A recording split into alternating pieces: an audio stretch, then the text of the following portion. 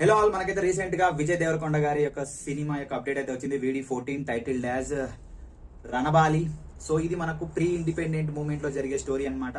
So 1857 లో మీకు అందరికీ తెలుసు సిపాయి తిరుగుబాటు జరిగింది కదా. సో ఆ సిపాయి తిరుగుబాటు తర్వాత 1887 నుంచి ఒక 50 ఇయర్స్ పీరియడ్ గ్యాప్ లో జరిగే స్టోరీ అన్నమాట ఇది. సో మనకు ఈ సినిమా యొక్క అనౌన్స్మెంట్, ఈ మూవీ యొక్క అనౌన్స్మెంట్ వీడియోలో సో మనకు ఇది ప్రీ ఇండిపెండెంట్ బ్రిటిష్ కలోనియల్ టైంలో జరిగిన మన ఇండియన్స్ మీద వాళ్ళు చేసిన ఆకృత్యాల గురించి ఈ సినిమాని యొక్క టైం పీరియడ్ లో వాళ్ళకు ఒక కర్స్డ్ ఏరియా యొక్క లెజెండ్ గురించి చెప్పడానికి ఈ సినిమా ట్రై చేశారనమాట. ఈ సినిమాలో విజయ్ దేవరకొండ గారు played as a Ranabaali character. So ఈ సినిమా గ్లిమ్స్ లో లాస్ట్ లో ఒక బ్రిటిష్ ఆఫీసర్ ని తాళ్ళతో కట్టేసి గుర్రం మీద అలా ఈడ్చుకుంటూ ఒక రైల్వే ట్రాక్ మీద వాళ్ళు అప్పుడే కొత్తగా వేసింటారు అనమాట. 1853లోనే బ్రిటిష్ వాళ్ళు మన ఇండియాలో రైల్వే ట్రాక్ వేయడం స్టార్ట్ చేశారు కదా.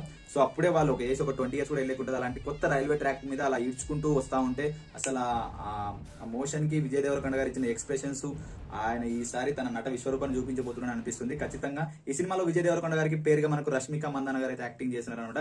వాళ్ళ కాంబినేషన్ లో రాబోతున్న 3వ సినిమా ఇది ఖచ్చితంగా. సో వాళ్ళు ఈ మధ్యలో మ్యారేజ్ చేసుకుంటున్న న్యూస్ కూడా వస్తున్నాయి అనమాట. సో ఇది మనకు ఫిబ్రవరి మంత్ లవర్స్ కాబట్టి ఎలాంటి న్యూస్ అని అప్డేట్ చేసుకోవచ్చు మనం. సో ఖచ్చితంగా ఇది మనకు మనకు కింగ్డమ్ మూవీ తర్వాత మన విజయ్ దేవరకొండ గారు చేస్తున్న సినిమా కాబట్టి దీని మీద చాలా హోప్స్ ఉన్నాయి. సో ఇది ఖచ్చితంగా హిట్ అవబోతుంది మాత్రం ఖచ్చితంగా చెప్పగలను. సో ఇది అన్నమాట. సో ఈ సినిమాలో మనకు చాలా చూపించారు. దీని గురించి ఒక లాంగ్ వీడియోనే చేస్తా ఖచ్చితంగా. Thank you. సో ఈ సినిమాని మనకు రాహుల్ సంకృత్యాన్ గారు అయితే డైరెక్షన్ చేస్తున్నారు. మైత్రి మూవీ మేకర్స్ వాళ్ళైతే సినిమాని ప్రొడ్యూస్ చేస్తారు అనమాట.